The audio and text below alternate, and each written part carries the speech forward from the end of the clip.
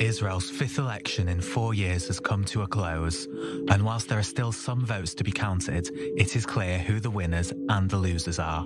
Benjamin Netanyahu has a clear path to a Knesset majority, featuring a coalition of right-wing parties, paving the path for a third stint as Prime Minister. But arguably the biggest story out of this election is the rise of the far-right religious Zionism party, who will now have the third highest representation in Parliament.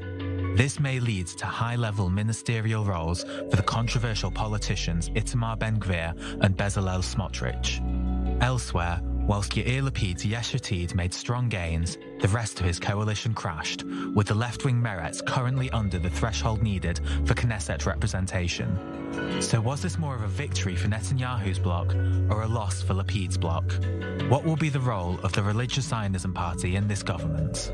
How will these results affect Israel's relationship with the rest of the Middle East and the world? What's next for Israel?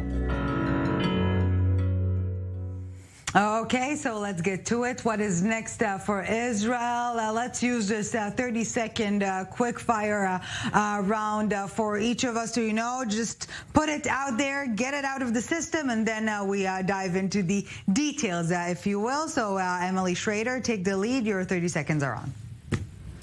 So I think that, first of all, thanks for hosting me. Again, happy to be here. I think that when it comes to the coalition that's being formed, there's a few things that need to happen. Obviously, it's not finalized, but we can reasonably assume that it's going to be Netanyahu with the further right parties. As such, I think it's really important that internally Israel, first of all, above all, stops the terrorist attacks. There's been an increase in waves in recent months. That has to stop. Somebody has to do something. But in addition to that, it's incumbent upon Netanyahu to ensure that in the international community, that the agenda, the extremist agenda of Ben-Gvir isn't pursued. It isn't something this government is active about. Interesting to take a look domestically and internationally at the very same time. Attorney Bar-Yoshafat, your take? First of all, I agree 100% with Emily, like 100%. Second of all, I think that maybe in the legal aspects, I think that a lot of people in Israel are not happy with the legal system in Israel as it is right now, the checks and balances that we have. And lastly, and this might surprise you, I think that they're going to try and work on the discourse, because they know that 50% of the Israelis are feeling like the country is going to become Iran, which I think it's a ridiculous fear. But we need to work on that and make sure that people feel welcome even though they lost in the elections. Yeah, the winner's strength is being measured by its treatment vis-a-vis the losing side. And we'll get to all of this in a second. But last and definitely not least, Mr. Yariv Oppenheimer, your take? Yeah, first of all, we need to remember it wasn't a landslide for Netanyahu bloc, because when you look at the popular votes, it's a 50-50. The problem was the split in the parties, the left-wing parties and the Arab parties. Without this split, we were in a different situation. Having said that, we still have the most right-wing, religious, conservative coalition we ever had.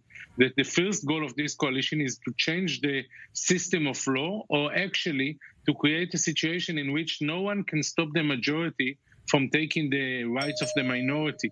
This is the meaning of making the Supreme Court much weaker.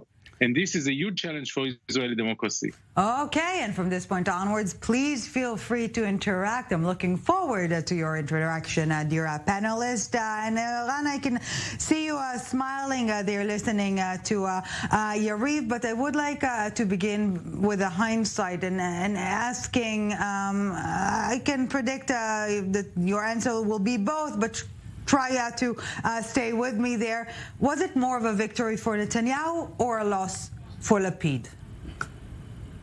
So I want to say something. Yariv Oppenheimer is correct in the fact that just a few thousand more votes and Meretz would have passed the threshold and the coalitions would be different. But Meretz and Labor together would not have reached over 8, maybe 9 seats. It means that the Israeli public does not want the left. Okay, they're willing to be called center. I know what's really the difference. They don't want to be called left. Yariv has moved more to the left, even though he says the reality is moved more to the left. The Israeli public is not pro that. That's number one. Number two, it's not really a question of right wing. I'm not sure that the Shas party is so right wing. They supported the Oslo Accords. They're socialists. The question is, who won? The people who are very concerned about their Jewish identity and the safety of the Jewish people in Israel, or people who are more universalistic and they're more open to different expressions and different types of Judaism? And I think that's the main question. And I just want to emphasize one thing. To argue that the people who are on the right or with the Netanyahu bloc don't care about minority rights is a joke. I think that one of the reasons why Smotrich and Ben Gvir have received so much power is because there are people in Israel that feel that they're not being seen. They're being attacked. They're being rocks are being thrown at them. People in South Tel Aviv are being raped, and people don't report it. They're being ignored, and that's why they won. That's why they said, okay, we're done with this. This government has ignored us. They're the minority. I agree that there is a feeling that the state doesn't do enough in order to deal with crime, and especially among the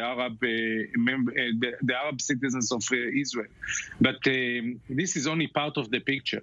And when this coalition is aiming to weaken the Supreme Court, the meaning of that is that tomorrow morning, if there will be laws, for example, immunity to soldiers that are going to make atrocities against Palestinians, this is a violation of human rights. And once the Supreme Court will be weak, no one will be able to stop such a law. And this is a promise of Ben Gvir party.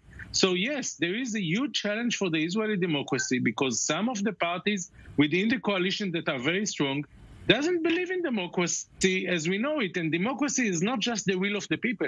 It's also the rights of the minorities, even people that are not citizens like the Palestinians. But some, including Emily Schrader, I suspect, would argue there's also the right of the majority. And at the moment, we're seeing almost daily terror attacks in different parts of Israel. And this is the ticket, if you will, that the Religious Zionism Party have been vying for during the campaign. And we can see the Israeli public nodding in approval. Right, Emily? Right. So I don't think that the primary question here was the question of Jewish identity or what type of Jewish identity. I think that is an issue in Israel that's important to many voters for the Religious Zionism Party. But I think that the reason they were so successful is because of the security threats that they felt were not being taken seriously. I do agree that many people feel they're not being seen when it comes to being under threat. But at the same time, I also completely reject that the Israeli public doesn't want to be defined as left or center left. If we look at the actual total number of votes, the vast majority of the country is center or maybe center right. Taking those parties, Likud, Yesh Atid, and Hamachaneh Mamlechti, just those three parties are 77 or 78, depending on which count you're looking at currently, of the total mandates for the parliament. Now, that's a vast majority. But Likud, in fact, it's a minority. It's a minority who are voting for either the religious parties or the religious Zionism. The problem here is the blocks, as Yariv mentioned, that the question within Israel has become pro-Netanyahu or anti-Netanyahu. And unfortunately, we see a lot of political ego from everyone's side, and Netanyahu unwilling to work with the other parties and form a coalition that actually represents what the people have voted for.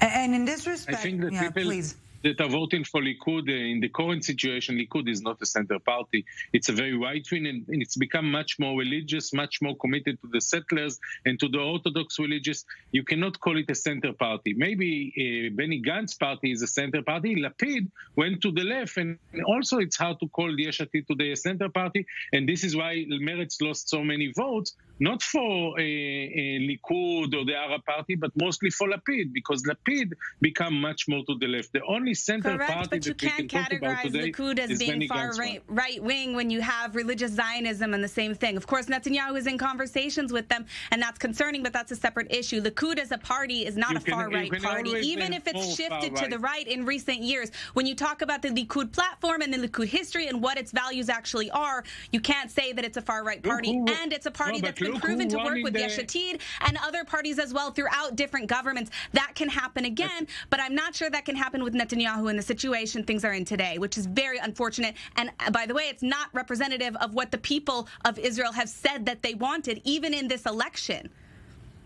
By the way, soon we will see that even Ben Gvir become not right-wing enough, and we will see people that criticize him that he is conservative. I can promise you that. But speaking to that point, exactly, dear panelist, the path for a coalition for Netanyahu is quite clear, smooth sail, so to speak. But it will create a reality, going just with the go-to coalition partners, the intuitive ones on the right. It will create a situation Netanyahu haven't been in a longer while, that he is the leftist mark, so to speak, in his coalition. Do you think Netanyahu will now will try at least to extend his hand and to expand his future coalition, at least to get someone to his left, so he will not have to be the quote-unquote dove of this coalition? Personally, I don't think so at all. With the Likud. Sorry, this is what has happened with the Likud many times, especially with Netanyahu. One of the reasons why we are in this turmoil of elections is because Naftali Bennett allegedly said he's going to be more right than the Likud. Because Netanyahu always goes first to the left, to Ehud Barak, to Tzipi Livni. That was his game. Also, people tend to forget the ultra-Orthodox were not in the government 3 times.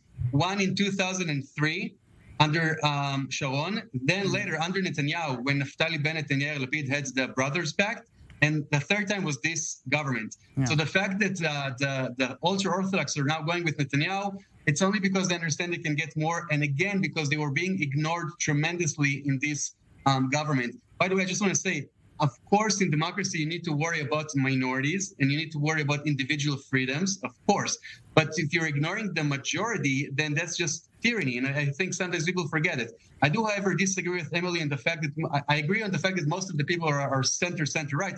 But I disagree with the fact that that's what the people wanted. I think that this, in theory, you could have had 2 tickets. One to say, I want the Netanyahu bloc, and the other ticket would be the anti-Netanyahu bloc. What I do think is a disgrace for the Zionist entity is that people are so concerned about Ben Gvir, but they were willing to allow Balad, a party that supports terrorists, they were willing to let it pass the threshold just so the blocks would change. I think that's a shame on the Zionist entity. Yeah, 40 seconds left, I think Emily. I think that there's a huge difference between, and I'm not defending it because I completely oppose Balad, but there's a difference between a party that has 4 mandates in the Knesset and a party that's the 3rd largest party in this election, whose members are so extreme that even the IDF wouldn't accept them. You can't just forget about that. There's a big difference between 14 mandates and 4 mandates. Both of them are unacceptable, in my opinion. It had 14. And 13. Balad is not a racist party. Balad believed that Israel should be a place for all citizens. That's debatable. Literally, they do not. They disagree the concept of Israel as a Jewish state. That's debatable. And on that note,